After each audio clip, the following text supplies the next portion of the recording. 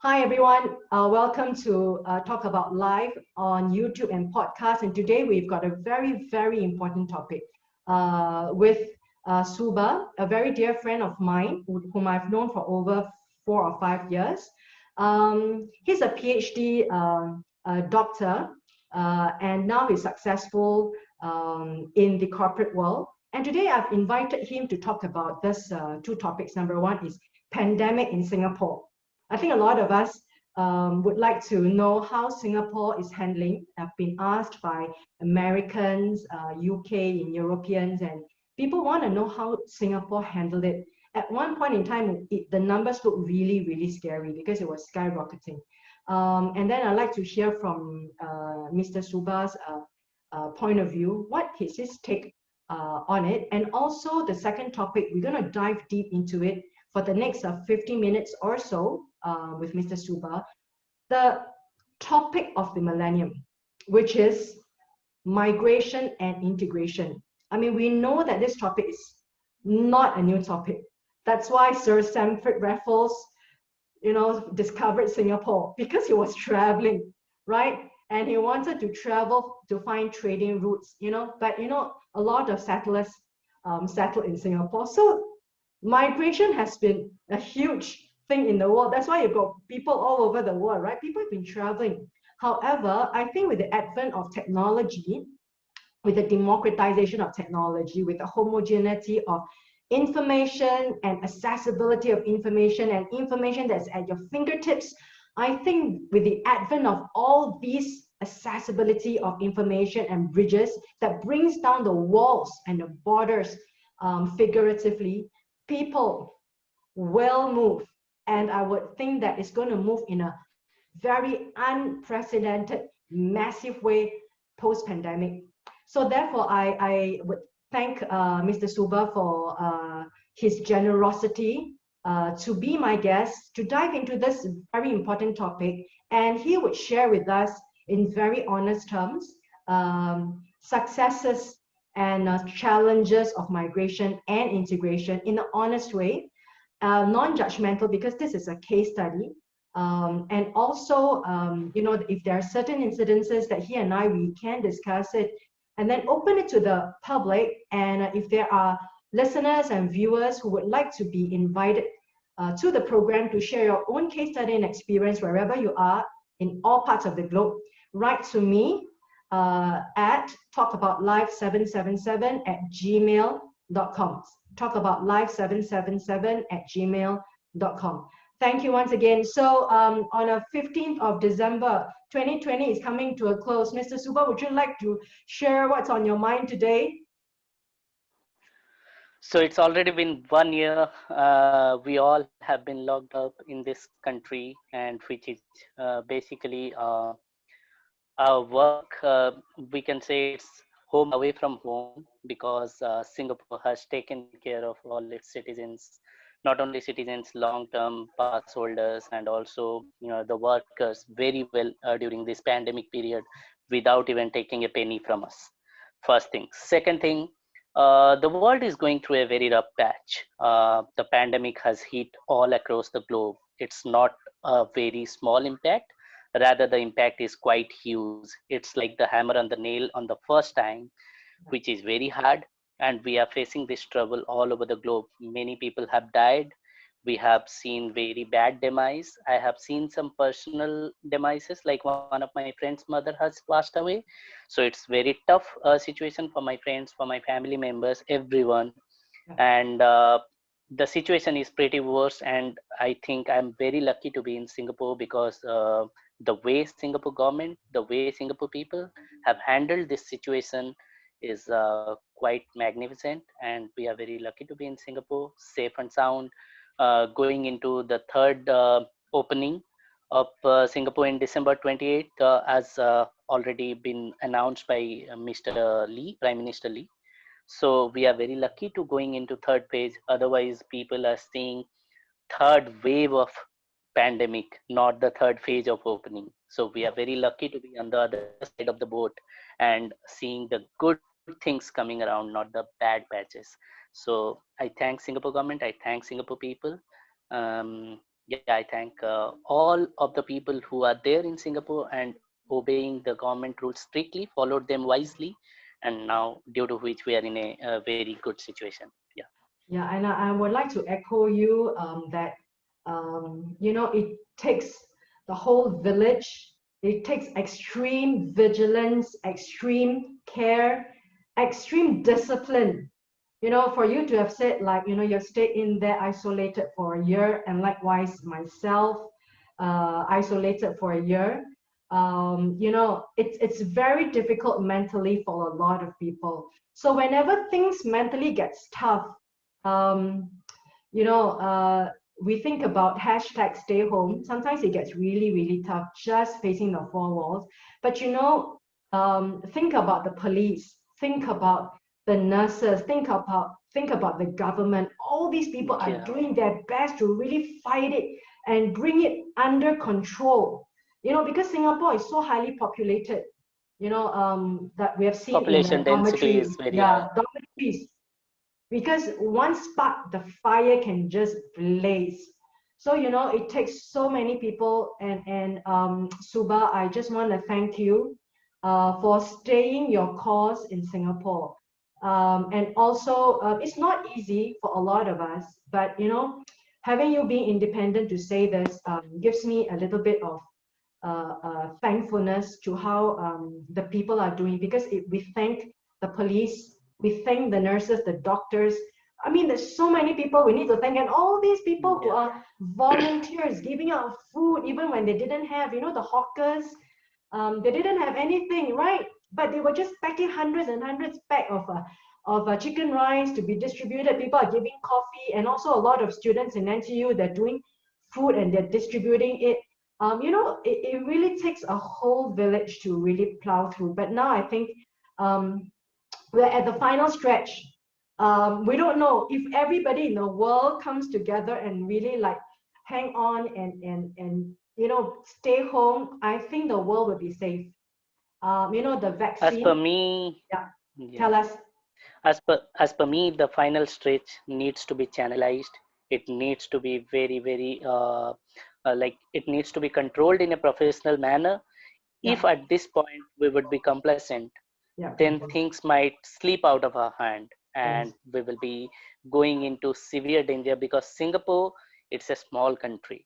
It's such a small country that if the spread will once come into the community spread yeah, without imported, like apart from imported spread, if it will be community spread, and then the control will be very, very tough. And right now, even if we are seeing some ray of hope that the vaccines are coming, but yeah. still we don't know about the efficacy of the vaccines. Nobody has used the vaccines. We only have plan A, we don't have plan B or plan C to escape our way out of it. So You're we right. are only following plan A, and Plan plan A. B is nothing but only lockdown. So world cannot True. afford any more lockdown because the economy has already dived down into the sea.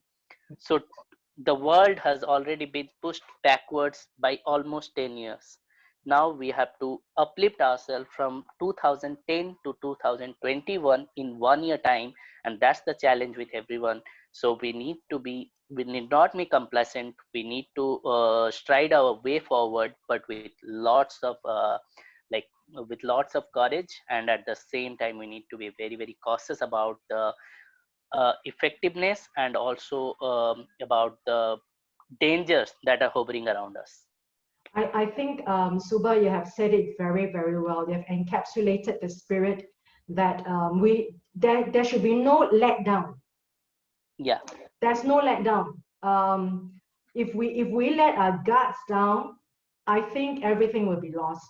So Yes. in that note, I want to thank you again, and also thank you for the reminders to the viewers and the listeners. And in review of 2020, I think it's a spirit of extreme discipline for a lot of us, mentally, physiologically, even economically. A lot of people are suffering in terms of retrenchment in jobs, and also take home salary is being cut. So it's a lot of discipline. But and Suba, you have said it very, very right that, it set us backwards 10, 20 years, and we really have to build it from the bottom up again. Thank you so much for that. But And yeah, but one more comment on this, that people should not be very, very depressed about the current situation. Rather, they should see it as an opportunity to yeah, move forward in their life. They should see it as an opportunity to learn new things, yeah, to improve their skills, yeah. and to put steps on somewhere where they can challenge not only 50 people but 500 people.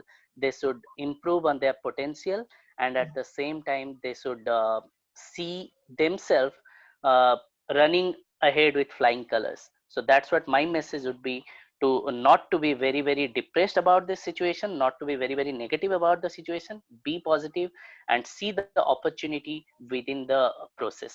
Don't see it as a downfall, see it as a uplift for yourself. Thank you so much. I think that is a very good way to wrap up 2020, as we are actually, we're only left with another 15 days to the end of 2020. I think you have actually put it very well. Uplift ourselves, take this as opportunity to move forward, not cheap, but maybe 500, dealing with 500 to lift yourself up, in terms of many ways, capacity building, etc. So thank you, Suba. I would like to invite you for the next topic, which is Sure. integration and migration. And with like what I've said right from the beginning, this is nothing new. Migration and movement of people has happened before, and that's why we've got people who take the boat, take the big um, ship, who have sailed across oceans. People have walked across huge land in search for a better life, in search for food, for example. Um, you know, so Suba, because of this topic is so huge and it's happened historically, and we're now in 2020. But in order to let us have a very much more simplified way of dealing with this topic, let's just talk about professional migration, whom you are, right? And I think in the past we talked about migration in search of food, right? There were the nomads, right? They walked and then they brought their cows, they brought their camels and their animals in search for food, in search of livelihood. They were the nomads. But in these times like this, we're talking about the advent of the fourth industrialization. People will move, and we're talking about talents, we're talking about people who are educated, who will move from one continent to another, or people will move from the rural countryside and to cram into huge metropolitan Uh, cities. People are moving, and I think this move is going to accelerate post-pandemic. And then because this topic has not been openly and properly discussed in an honest, positive, uplifting way, like what you say, no matter that were negative experiences or challenges, there's always learning to be done as a case study. So I would like you to give us this MBA thesis in 1 hour. Challenges of migration and integration in this fourth industrialization, where, for example, Singapore has invited you as one of the foreign students to come into here and then to contribute to the economy. So a lot of people are going to move. Young people are going to move much more so than ever, because there is a need for diversification of skill sets, and also there's a need for diversification or diversity of people, right? No matter how you see it, there's going to be a diaspora of people. So, Suba, could you start by telling us a little bit about your life story? And that's where we start. How did you arrive here, and which are the countries you have been? okay. So before coming here, my major in study was physics. So I was a physics um, physics student.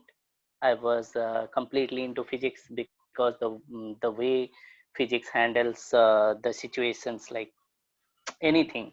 So in science, I love physics and maths very much. The way they tackle the situations, not so much chemistry. There is a whole lot of different story to it.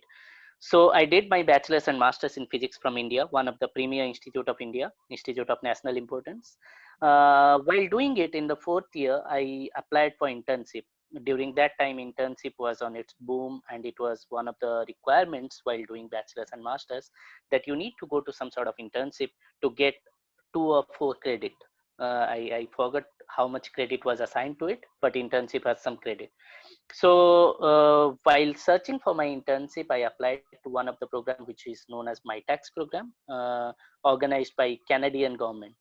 So I applied there, and the rule there is with your experiences during your academics and your academic performance, you need to apply Yeah. with your CV and some sort of statement of purpose why you want to do the internship.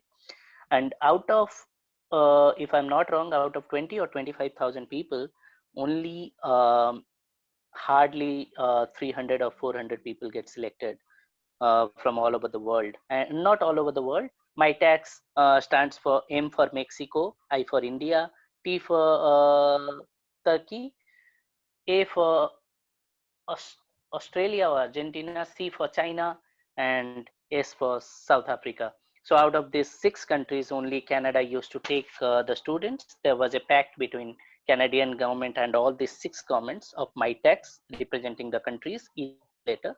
So I got selected from India to one of the premier university of Canada, which is University of Manitoba. And from there my story of migration started. Oh, it is a short term, 3 months, but still I can say it's a temporary migration in search of good fortune, I could say, in search of direction towards my study. Why I was studying, I didn't know at that time. I was finding what was the final goal of studying physics. I didn't know at that time. At that time, when someone asked me, okay, what will you do after 5 years of studying physics, I was like, okay, I will do some job, earn some money, and I will eat, and I will have my own home. I will have my clothes. I will have my family, my wife, and I will live happily. So I had no goals and plans, but that internship gave me plans. So my migration started from there. So during that period of time in 2015, the internet was not such a good platform. It was still on the developing phase as compared to today's internet, which has changed completely. If I compare up to that point, it is almost 10 to 20x improvement in the internet facilities. That time, I still remember for 1 GB of data, I used to pay $2 or $3 in India, which is huge. And now for every day 2 GB, people are paying $3. So it's like fourth industrial revolution, you can say. It can be it can the 4G internet connection and everything comes under fourth industrial revolution. So that time it was very hard for us to search for information, to grind out the information from the internet about the places. When I was about to leave Canada, I still remember I am not from a very like financially stable family, so I didn't have enough money to take with me. But I knew that when I would land in Canada, immediately I will be given an ATM card with some amount of money. So with the hope that I will get my ATM card immediately, I I had just taken 100 US dollars with me. I hadn't taken anything else, just with a hope that I will get something. If something would have happened badly to me, I was not prepared at that moment. But still, I went, and I still remember in the German airport, Frankfurt, I had to eat food. And when I went to one of the restaurant, the food price was $20, 20 US dollars, and I had to refrain myself just to save that 20 US dollars because I didn't know how I would spend that money when I will be reaching Canada. So then I pulled out some packet of cookies that I took in my bag, and I just ate, and that was a 15-hour layover. So from there migration story started, because I had not enough information about the pricing in German airport. I hadn't the amount of information, adequate information available with me, how I can smoothly reach the place and how I can smoothly get everything. I was not sure. But right now, all the information are available in a very well manner. You can get everything from internet. So that was the story from where my migration journey has started. And Canada is a very good country, as everyone knows. And once I reached there, I got my ATM card. I am financially stable, and for rest 3 months, I was very happy. But one thing I was not prepared for is the climate. I went there in summer, in the month of May.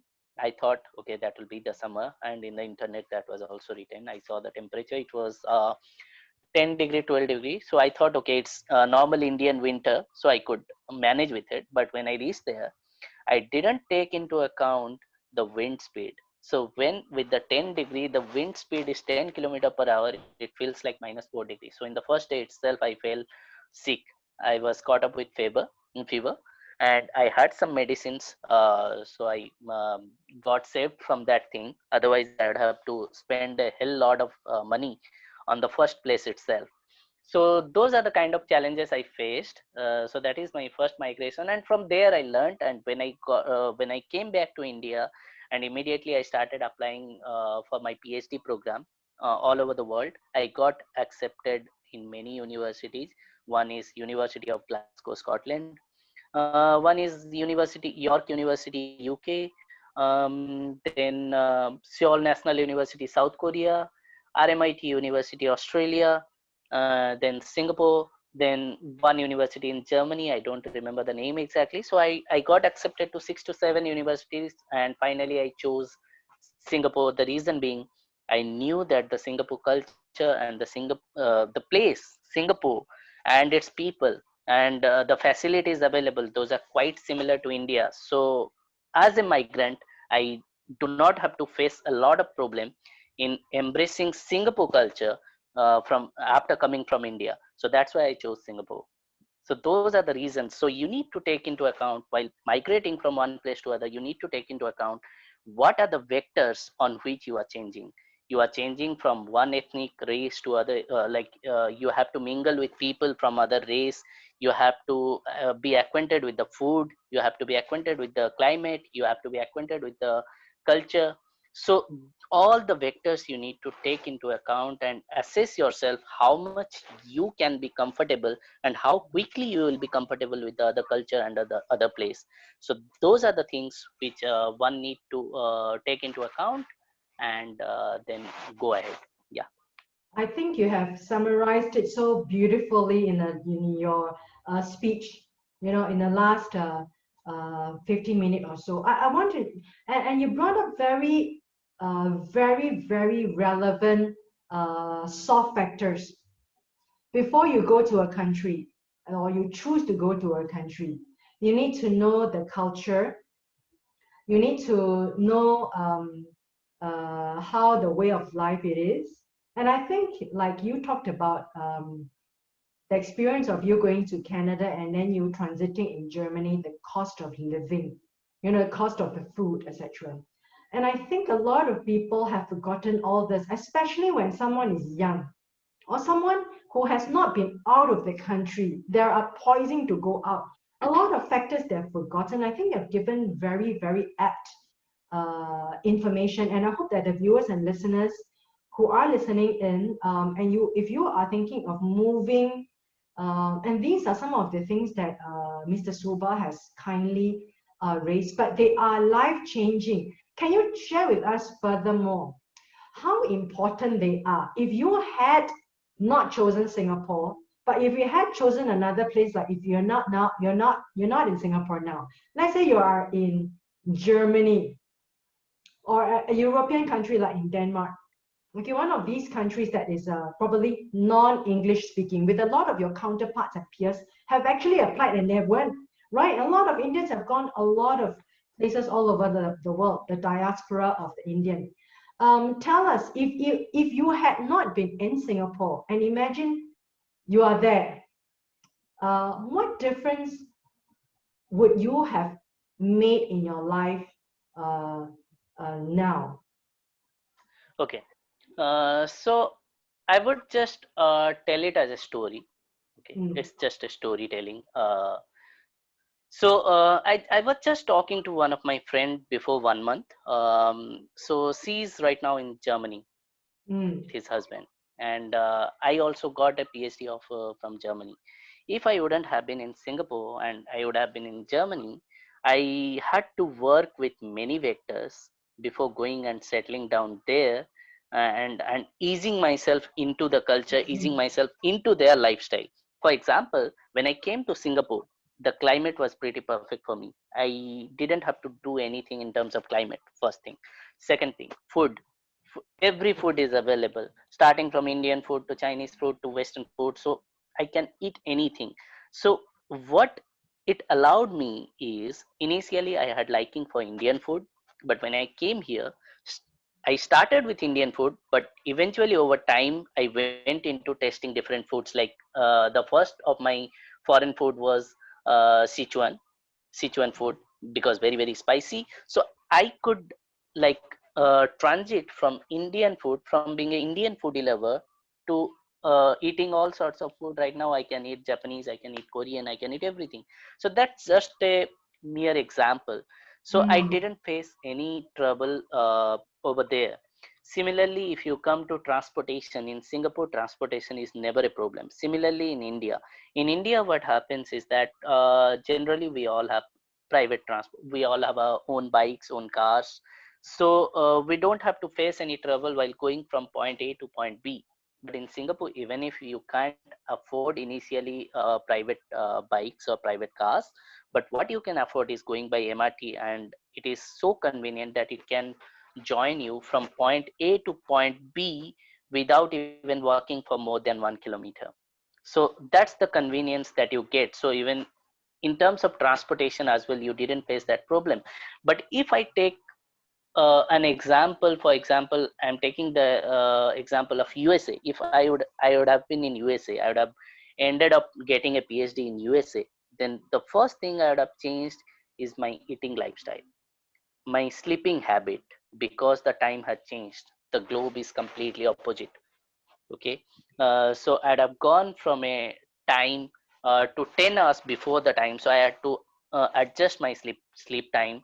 First thing. Second thing, I had to adjust my transportation, way of transportation. I had to buy some cars, second hand cars, and I would start driving, because the transportation in USA is the horrible transportation in USA. Public transportation is very bad. Similarly, in terms of food, because if you buy from outside, it is super expensive. You can't afford your lifestyle by buying outside foods every day. So you had to eat breads, butters, and all those stuffs, because you don't get many things as you uh, get in Singapore very readily. You have to travel a lot far to get all those things that you want. For example, if I want some Indian spices, I had to travel farther distances. But in Singapore, if within 3 kilometer radius, I had many stores from where I can buy these things. So these are the different vectors that I was talking about: getting the groceries, spending the money, uh, going to the barber, or going to spa, or going to like a massage center. Those are the different vectors that I was talking about, which you need to consider in terms of, because at the end what really matters is financial stability. To mm. whichever country you go, how much you are saving at the end of the month does really show how good you are in handling financial situation. So at the end, we always want that we should have enough amount of money so that we can support our family in need, and we can support ourselves when in this kind of pandemic situation. So those are the different vectors you need to consider, and you need to stitch your life on a fabric very precisely, so that there won't be any defective pieces. I think I really love the way you have presented it. It's almost perfect in a essay writing. That's why Thank you are you. the PhD top researcher in your company. But I also want to ask you this question before we talk about integration, which is such a huge factor. You talked about all these physiological factors about migrating. And I want to ask you, like, when you were trying to leave India and you're trying to go to all these countries, right? I mean, you've got options of going to all these countries because the universities were offering you.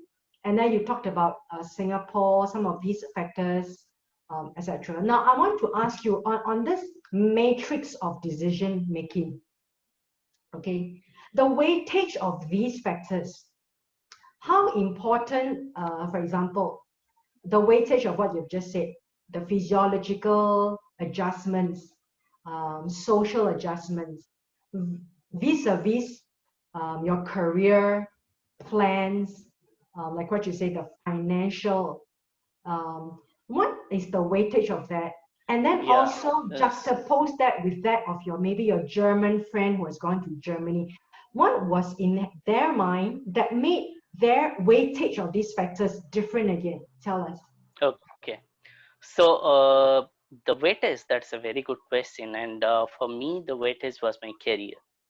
Okay, Mm, and when I got all the universities all over the world, I got like I told University of Glasgow, which is ranked 51. I got University of Seoul mm, National University, South Korea, which is ranked 33. I got RMIT University, which is a bit backward. It's a new university, mm, so it didn't have any ranks. I got right, one university in Germany which has ranked in 100 to 200, within 100 to 200. But mm, then I got Singapore, NTU, mm, the rank 13 all over the world. mm, So it's a no-brainer for me to choose Singapore in terms mm. of weightage because of my career. I wanted Okay. to move into a stable career, and Mm, I was looking at the ranking because that has been done on a global basis, global university ranking, yeah. which is taken care of by Times Higher Education or US World Ranking, US World Ranking. Yeah. They do a thorough investigation on how to rank the universities. So for me, the weightage was based on the university ranking, Okay. based on the facilities that are available, based on the professors, based on the sophisticated facilities, based on the quality of the journals that are being published. Mm, And moreover, I am proud to say that I studied in a university. I studied in a university which is Nanyang Technological University, which is ranked 13. But moreover, I just recently completed PhD from School of Material Science and Engineering, which is rank 1 in the world. It's rank 1 in the School of Material Science and Engineering in rank 1, and MIT comes rank 2. So being ahead of MIT as a department and being the student of that school gives me more pleasure, and mm, it gives me more fuel to go ahead yeah. and to push myself further, and to do more hard work and strive for success. So So I've that got was I've my got new information from you that School of Material Science of NTU is ranked #1 in the world. So straight congratulations, away 4 years in a row. congratulations, and kudos to Mr. Suba. Okay, having said that, it seems that your weightage was based on academic weightage. Okay, Academic, yeah. yeah. Like if you are going to put yourself back, assuming hypothetically that you versus another Suba, maybe your friend. Now, My doppelganger. these are real questions. For example, um, does it make it okay? I should be more independent in my questioning. How? What's the difference it will make, right? If the physiological factors that you have talked about, food, climate, way of life, um, you know, how close it was with India in terms of composition of the people, for example, Mm. cultural proximity. Now, if someone have gone to Germany, okay, or Denmark, okay, now these factors would really glaringly be different, right? You're going to a place, Germany, um, they use their own language, even though Yeah, English yeah. is one of their third languages, etc. But they use German. And also if you go yeah, to Denmark, but Denmark is such a is trying to receive as many people as possible right now, Denmark and Finland. Now, if you had gone to all these places, does these factors you have said present a barrier, an obstacle towards career building, or like a hindrance? I'm really making it sound like yeah, negative, yeah, but it may yeah, not be. yeah, It could be neutral. But what do you think yeah, about me making it a phrase this way, that the physiological things, that how comfortable you are, whether it is I should say a catalyst or a hindrance to your final goal? You remember the final goal was that yeah, goal, right? yeah, yeah. Now, I would like to just make a case here. So, Yeah. if you are going to some new country, okay, with similar indices as compared to Singapore, Mm. like take for example UK, London, okay, Yeah. England, Okay. okay, with similar indices and similar matrices as compared to Singapore, but a really starting life would be very, very difficult. Mm. Then you need to compare yourself with an athlete who is running a normal 400-meter race and with an athlete who is running a 400-meter hurdle. Okay, Mm. so Explain. Singapore, Singapore, I would put for an Indian like me, Yeah. Singapore would be like a 400-meter normal race because the obstacles are not there. Even if the Mm. obstacles are there, they are very plain. Okay, so you have to just jump some small humps on the way, but as compared to your capability, those humps will look very, very small to you. You can Mm. overcome that pretty easily. Okay. Okay, but when you go to London or when you go to Germany, as you told, like the language barrier, the climate barrier, the food barrier, the people barrier, the community barrier, those will be like one hurdle pods for you. So you need to jump over them, and you need to take quick jumps, otherwise you will fall behind and it will take you infinite amount of time to mingle yourself Mm. with the community. So either you need to do it first, or you will fall behind. So if you are going to those countries, then you need to make sure that you are ready to take those jumps without even bothering about your calf muscle pain, without even bothering about your pain, sprain, anything. You Mm. need to make those big strides.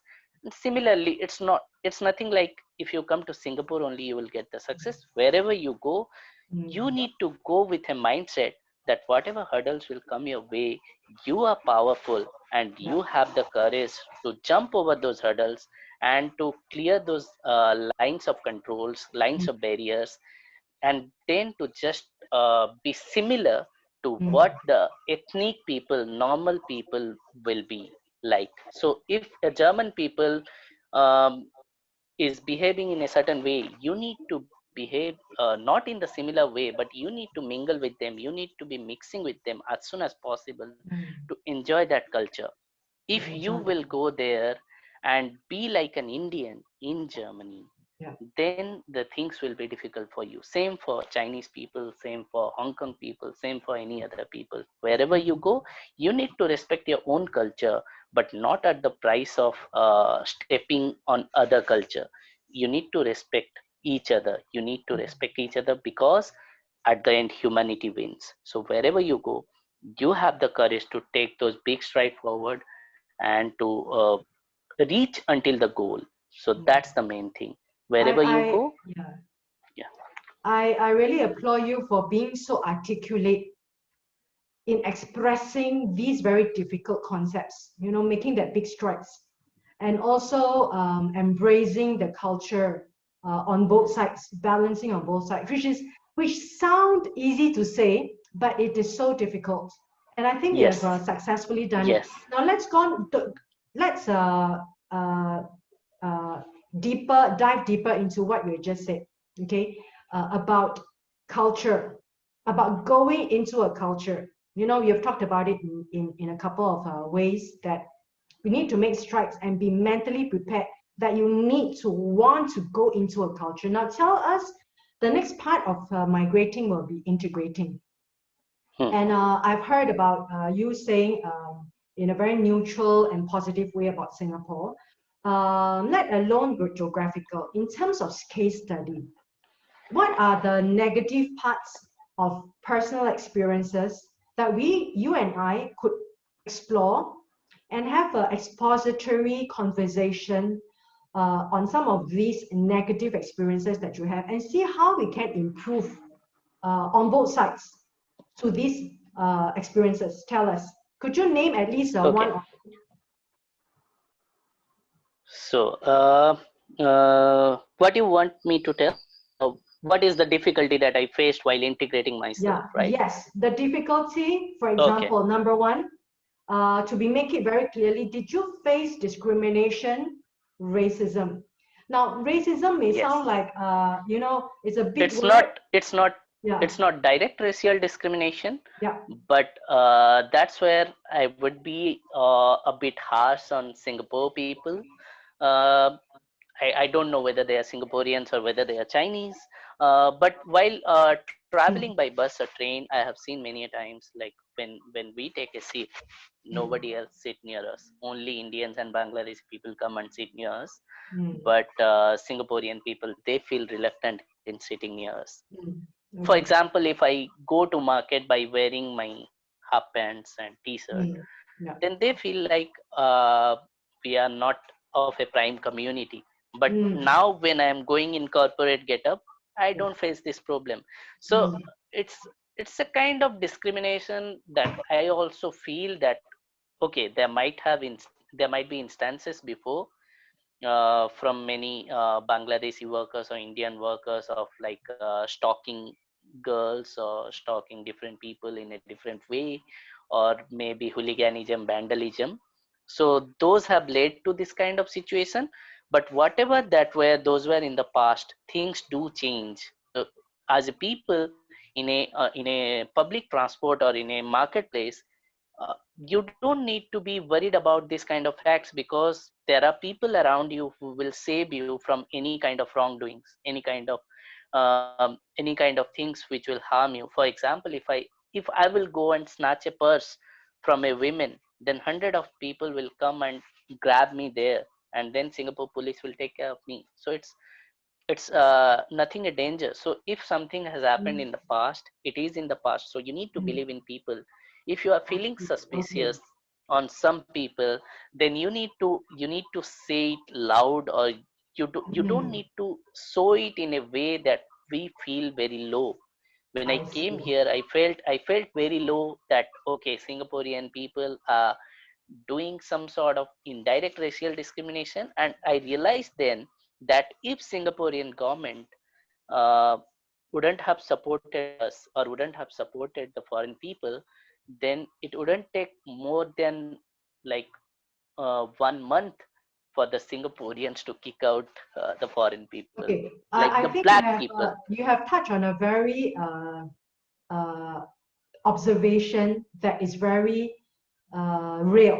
And let's be honest to explore this conversation. Now, you say that, for example, when you go into a particular marketplace and you felt that there's something called, the word is alienating foreigners, right? I think you're trying to say that the word is like trying to alienate you Yeah, in we many are ways. feeling like aliens. Yeah. Yeah, like for example, physical alienation. One is physical alienation. The other one is attitudinal alienation. Attitudinal alienation, you're talking about people who think you are like second class or third class, etc. Yes. So you're saying Yes. that these two kinds of alienation, either it's attitudinal alienation or physical alienation, like nobody wanted to sit around you, make you feel unwelcomed, and thus it is like a discrimination. And you have said that probably it is indirect discrimination rather than overt discrimination, which we say that okay, they're pointing the finger at you and they are saying something to you. So I think whether it's indirect or direct discrimination, it is still kind of discrimination that Kind make of you feel discrimination. Yes. uncomfortable, unwelcomed.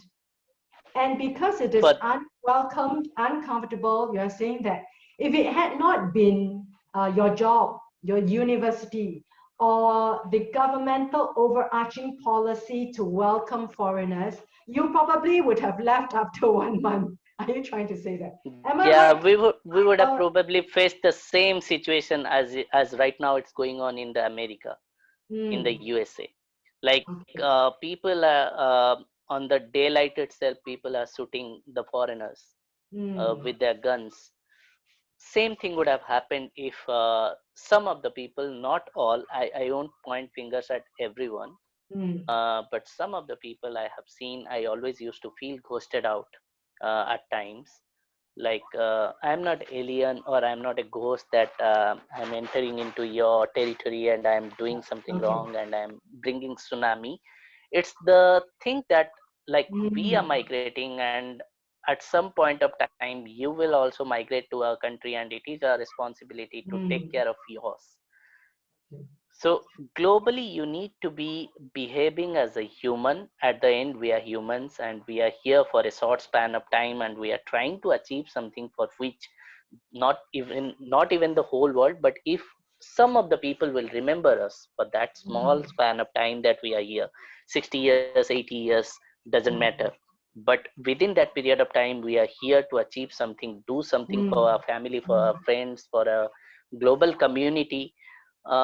We need to respect each other. okay. We need to talk to each other. We need to be friendly with each other, and that will Mm, pave the way forward without any kind of discrimination to be there at place. So that's okay. what I wanted from Singapore community. Fantastic. I love that you actually articulated, and it's really very concrete for imagination, right?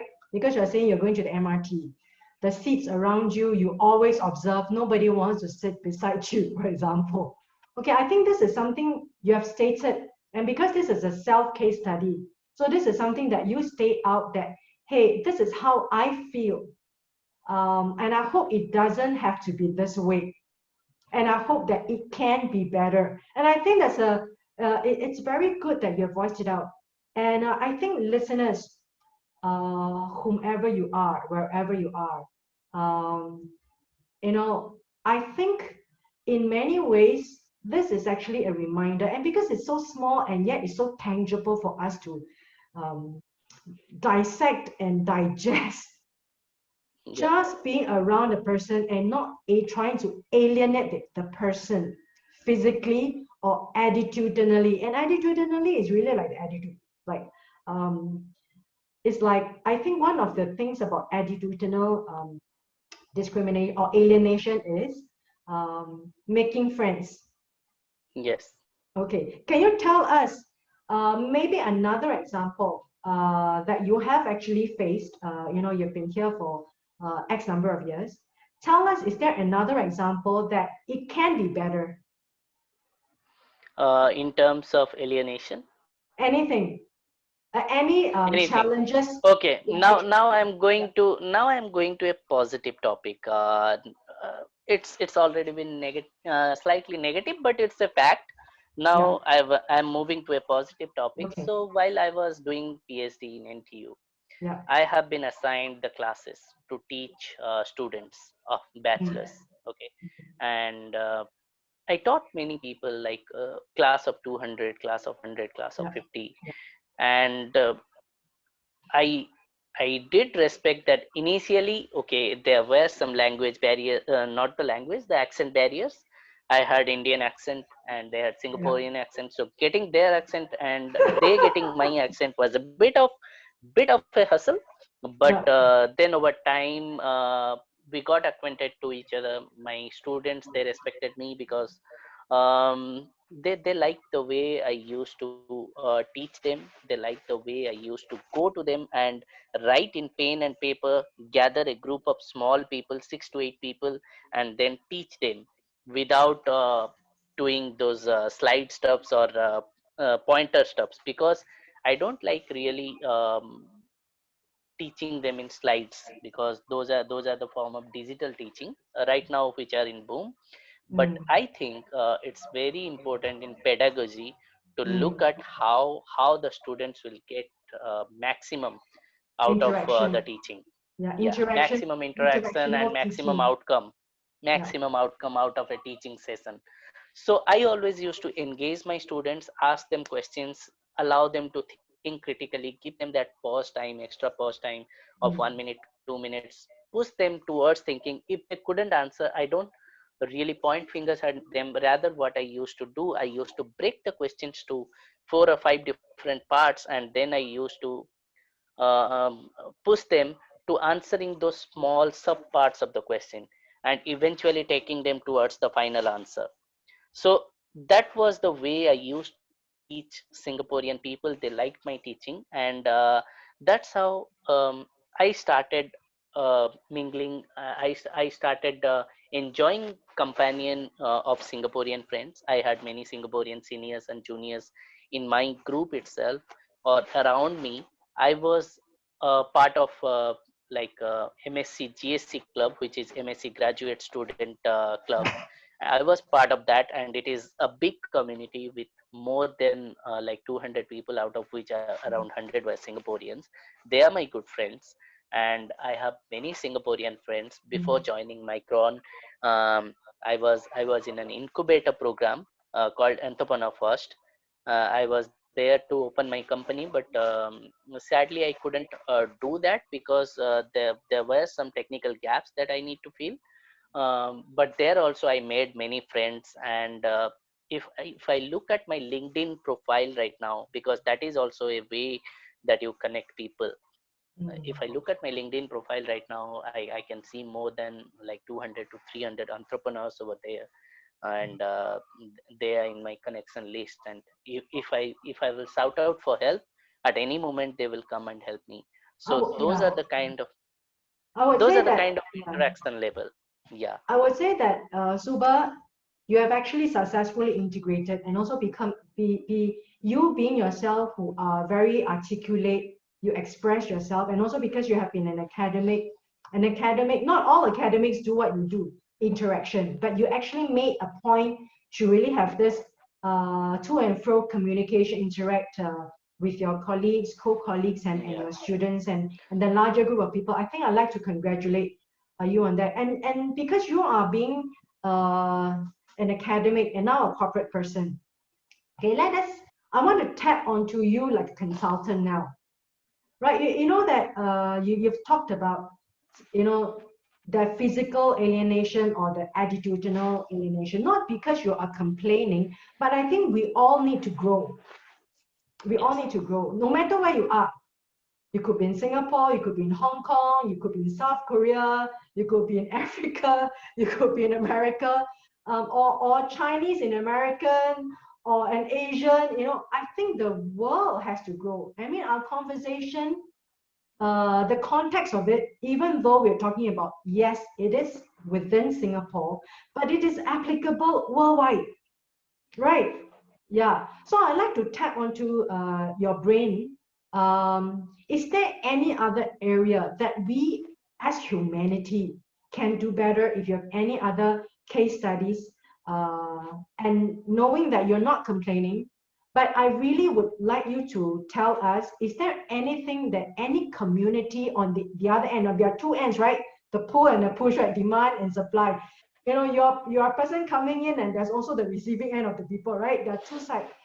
Tell us on your side, both sides. All right. Let us talk about uh, expository now. Let's dissect. On the receiving end, what can they do better that you think is not sufficient enough? Okay. So if I take the case of Singapore, Yeah. okay, when I came here, it was very easy for me to get acquainted with the culture, to get acquainted with everyone. The reason being, Singapore has a strong community, and Singapore has a strong support towards like foreign people, and everything is on your fingertip. For example, you face some problem, you can call the police. You face some other problem, you can call some other government personnel, and they will be at your doorstep immediately. Okay. And to help you.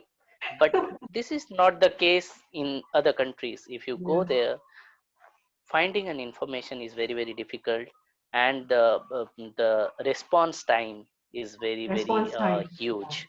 Yeah. Okay, that's very important, because if you are coming new to a country, then the response time is very very important. Yes. If the response time is very bigger or very Mm. large response time, Mm. then the amount of panic that we face, the panic attack, Mm. becomes very very tough for us as a newcomer, because we are in a new city, we are in a new country, we don't Yeah. know Yeah. what to do, where to go, we have financial crunch, we haven't even met the correct person Mm. uh, who will be giving us bread and butter, money for bread and butter. So Yeah. at that moment of time, getting the proper help within a very narrow window of time is very important. Yeah. So when I came to Singapore, it was never a problem for me, and I could thank you for that, because I stayed with you during my initial days, and you were one of a bigger help, who kind of mentored me for almost like 2 to 3 months of how to get to know people, because then I was a super introvert. I wouldn't have gone anywhere without the support of Kumar, without the support of other friends of mine. So yeah, getting proper friends and knowing the proper people whom to contact at what point of time is very very important. They are getting that So support. Number one, I think you said rightly, in any community, be it official protocol, the police, the government, the lead time is very important. The lead time, the response time, and also in terms of the social fabric, yes. community. I should say how long it takes, for people to kind of gel a particular kind of relationship, be it a professional relationship or be it a social Hmm. relationship or a durable friendship. That kind of Yeah, response time, definitely. yeah, I would like to throw some light onto this point, like yeah, getting like you want to uh, get jail out with the people in foreign countries, for example, mm, and you want to mix up with them as soon as possible. Uh, but then what happens is that, very simple example, if you have mm, a bunch of apples lying on fair price, and mm, inside the apple there is odd one out, one orange. So everyone's eye will catch the orange first, because that's odd one out. yeah, Similarly, if a foreign guy comes to a community, yeah, because the Singapore people or any other no, local people, they are looking at the foreign guy similar to the orange inside the bunch of apples, because he is okay, the new guy, and yeah, it takes some amount of time for them also to yeah, know the people, yeah, to look at his daily life for yeah, at least 2 to 3 days, to yeah, straight away go and talk to him and be friends with. So mm, as foreigners, we need to take account into that factor as well, that we should have some time lag uh, before which we can get properly amalgamated with the foreign people.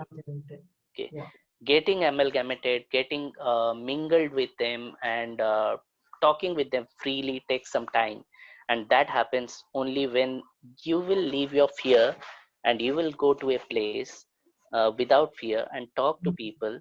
At least start with hello, hi, with a simple smile while walking through, and then asking for normal stops. Where can what's the way where, how I can reach the fair price, how much money I can withdraw, what's the limit, just the simple questions, and they will help you, not with the 1 hour talk, but with the 1 minute interaction small talks. can even make your confidence level higher, and at the Mm, same time the local people also will know that, okay, this guy is genuine. So mm. likewise, we said drop of water makes the ocean. Similarly, small talks can pave the way towards a larger conversation and fruitful conversation. You have given us a lot of wisdom. I'd like to ask, you did mention about the word respect. And we are in this dynamics of pull and push factor. And even though this is a very dynamic world we're staying in, we're trying to simplify our talk. Definitely, it's not exhaustive. This talk can go on 3 days, 3 nights. But within what we can describe, like what you say before, number one, you come into, for example, you're Indian, right? And I would think that what you've mentioned is right also. We have to have the mentality that we're coming into a new country. And I think you did mention something about not only staying together with the Indian migrants, but also trying to get friends with the local. And I think this Yes. yardstick of measurement will make a huge difference for the word integration. uh, you know, Integrating means having local friendship, but yet it's not easy to do that. Yes. And you talked about the word respect. And I want to explore this as one of our final factors of respect. Respect on both sides and acceptance on both sides. Yes. Uh, the word, like, using very simple humanistic definition, respect means, okay, you've got this end, the receiving end, right? We're talking about community, and it's hard to talk about community when you're talking about at large. We're talking about a group of people, and we don't know how to identify them. And we can identify one person, which is yourself, all right? One versus to the community. Um, the word about acceptance on both sides. You tell me using your understanding. How does this one person accept this part, and how does this part accept this part? Both demand and supply. How does Okay. acceptance happen, and how does respect happen on both sides? Okay. So when a new guy arrives to a country, when a new Yeah, guy migrates to a country, yeah, one thing they need to have within themselves is respect for the local community, yeah. because the majorly populated people are the local people. So you need to have respect for them. And on the receiving end, the local people should have the acceptance ability within themselves, because they are the major community. Mm, And if you won't accept fruitfully, you won't accept readily, then what mm. will happen that the new guy will feel ghosted out. Then he will start wondering what would be the next step. He will start wondering what to do. And even in a new place, it is very difficult to shout out for help. It's very difficult whom to ask for help, because even if they respect the global local community, but they still have the fear that how the local community would behave, how the Mm. local community would give it back to that person, because he is a Okay, minor right now. pause, pause. The word respect and acceptance are big words. Even though we Yes. know that since you are primary school, right, when you're elementary, but how do you define it, and how does it operate in a real sense? Give us some examples. Okay. So respect means, see, if you see it in a larger thing, they Mm, both are complementary. mm, Respect means what you are doing is you are um, not allowed to step into others' culture, mm, others' way of life. That is respect. You respect their privacy. You respect the way they are leading their life.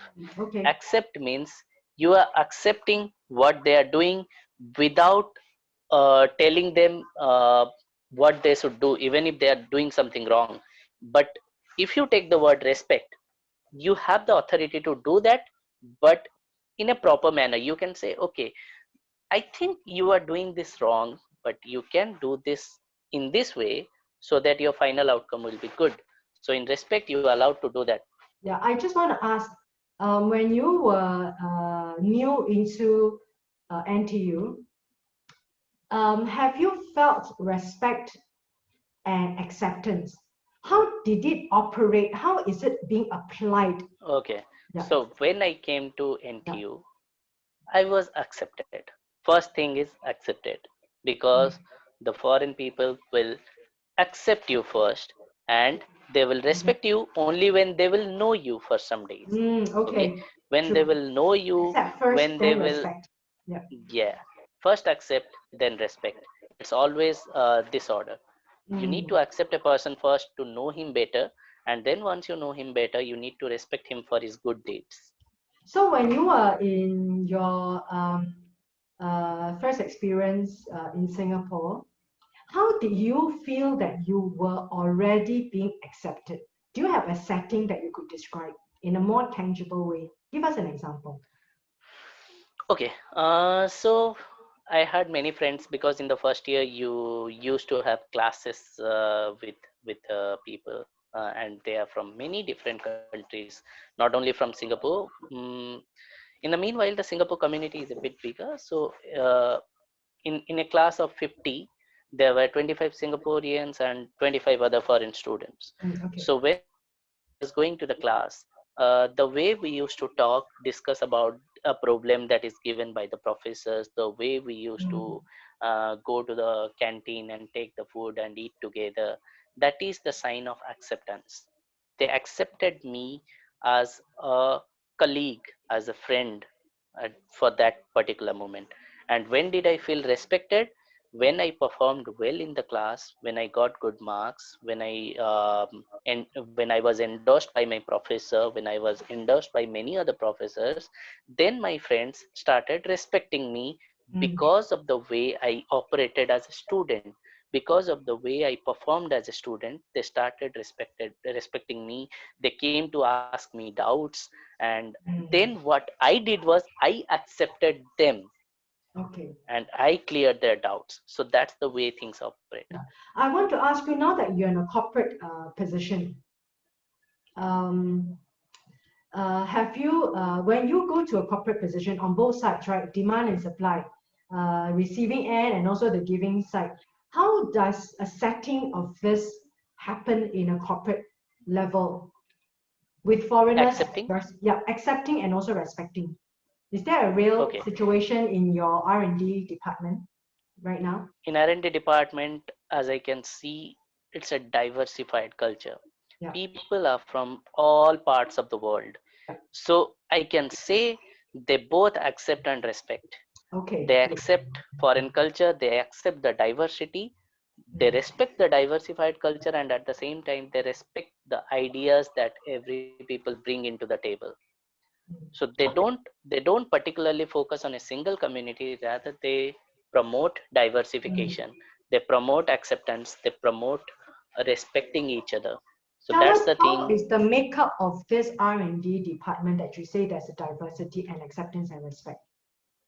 How Okay, does it look like? so I can say around myself, like around myself, there were around 10 to 20 people, out of which five are Singaporeans. Then others are from like China, South Korea, Japan, Malaysia, Indonesia, India, Sri Lanka, Philippines, then USA, Germany, Mm, UK, from everywhere, maybe mm, more or less, but from everywhere. So mm, I can see a diversified culture straight away when I entered Micron. First thing. Second thing, there were absolutely no hesitation in getting amalgamated, getting mixed up with those people, and asking the doubts from day one, from first hour itself. So mm, that is again a sign of acceptance. Okay. And then right now we have team meetings, we have group meetings, and when there is some doubt, I can jump in and I can apply my acquired knowledge, and I can tell, okay, this might be the solution that can solve your problem. And then they respect me, even if they know that okay, this solution might be a vague solution, it may not work, but they mm. respect my idea on the first place, and then they try to explain it. So that's the way I can see in the corporate world, Mm. diversification is one of the important vector, one of the important vertical that needs to be there for the corporate to succeed.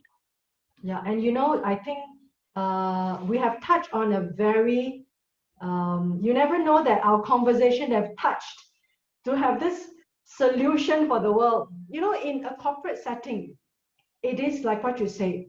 It's all these factors and the problems that we talked about in the last 1 hour.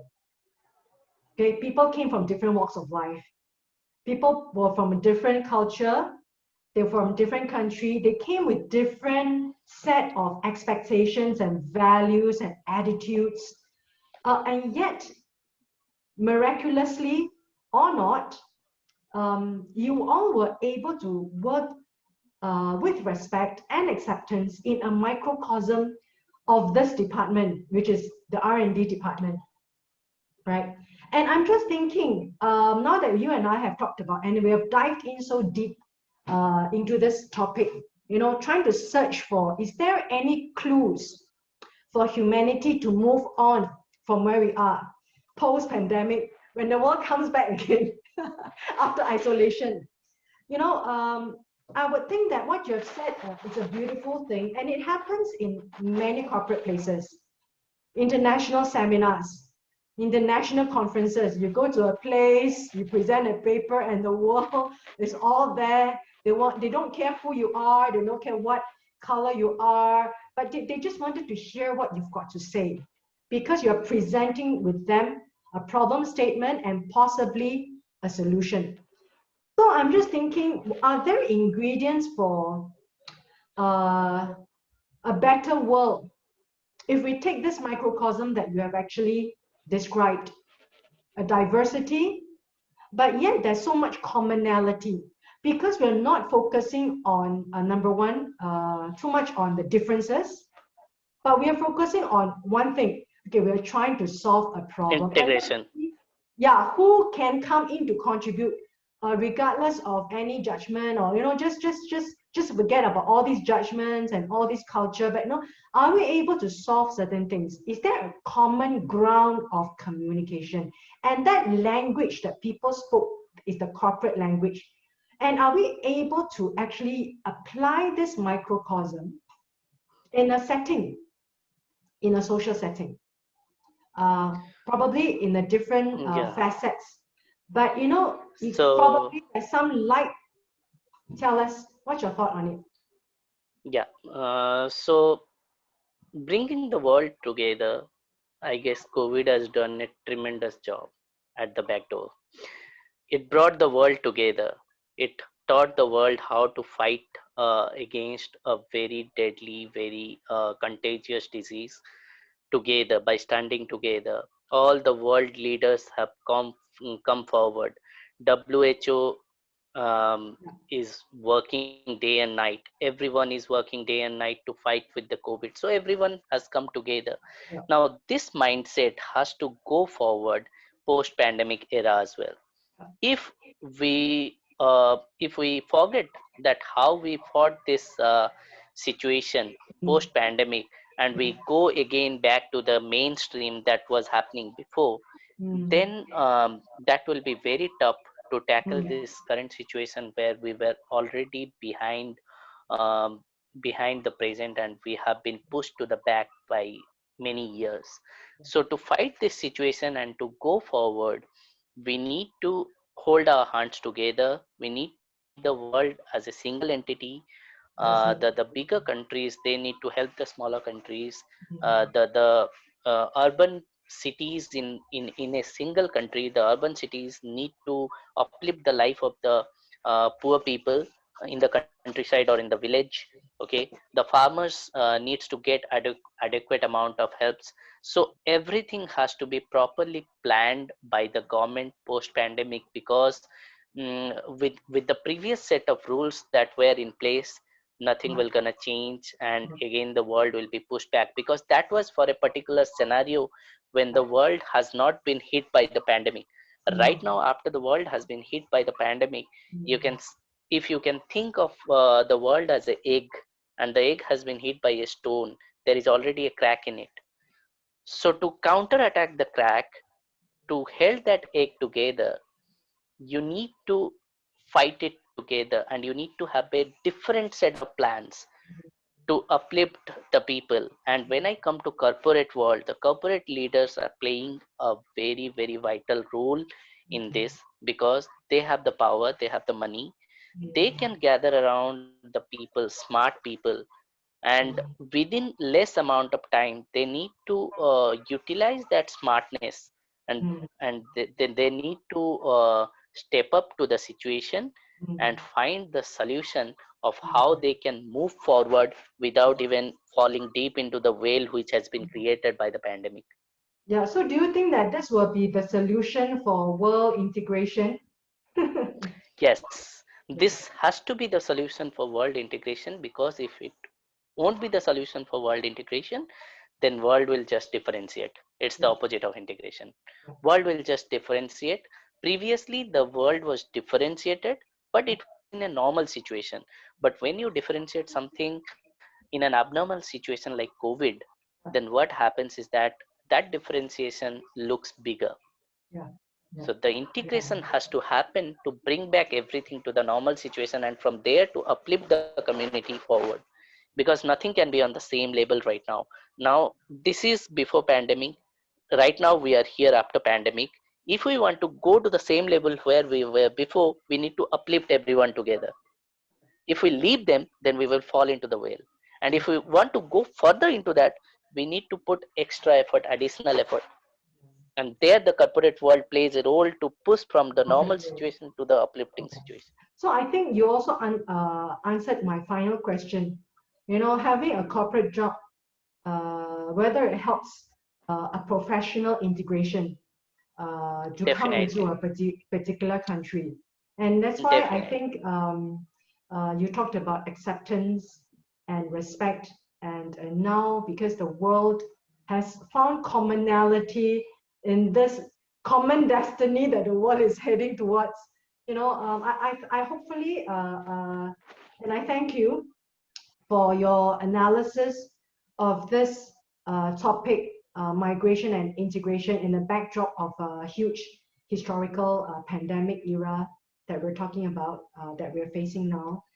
Is there any final 1 minute conclusion you would like to share for essential happy integration? Okay. For essential happy integration, there are different, I can say, vaccines that people need to take. People need to engulf that vaccine, maybe virtually. First thing, respect humanity. Second thing is that follow your passion. Third thing, don't do any bad to others. If you do good to others, you will get good in back. Then fourth thing is, respect people around you, respect your family, respect your friends, because they are the ones who will be there when you will be broken down. They will be the ones who will uplift you from your normal situation. So those are the four mantras for me, for successful integration.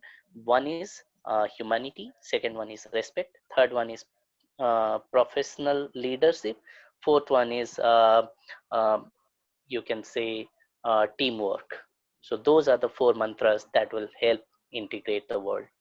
Thank you so much, Mr. Suba. You have spent a very valuable 1 hour of 1 hour and 20 minutes with us. And definitely, am very sure that any listeners who are tuning in, and you will also play your part to uplift these group of people, the listeners and the viewers, and people who are actually facing, I think, bottlenecks in their integration. Never, I mean, life is never going to be totally smooth sailing. But I think when there is some challenges or knots of hardship, it makes the successes and the smooth sailing much sweeter. Yes. So, with this, on this note, I thank you once again, and I welcome you again uh, on a different topic in 2021. Thank you so much for spending your wonderful kindness and generosity in honest sharing with us. Thank you, and I see you in 2021. Is there, okay, now having said this, since we're coming to 2021, would you like to wish people your wishes and your aspirations in 2021? Okay. So I would definitely like to wish people a happy and prosperous 2021, because 2020 has given us so much hard time, but that hard time should never be taken as a depressive period. Rather, it should be taken as an opportunity. Whatever has happened, it is already in the past. You have already written that chapter. Now you cannot just rub it from your life. Whatever has happened, it has already happened. You cannot go back in time and correct that. So the present and the future is with you. The past is a history, and from history we can only take some of the learnings and utilize those learnings in the present and future. Don't waste your present, and by utilizing the present properly, make your future fruitful. So that will be my message to everyone. Thank you so much. Thank you so much, Suba. So I will see you and all the best for 2021. Have a Merry Christmas and a Happy New Year. Thank you. Bye bye. Bye.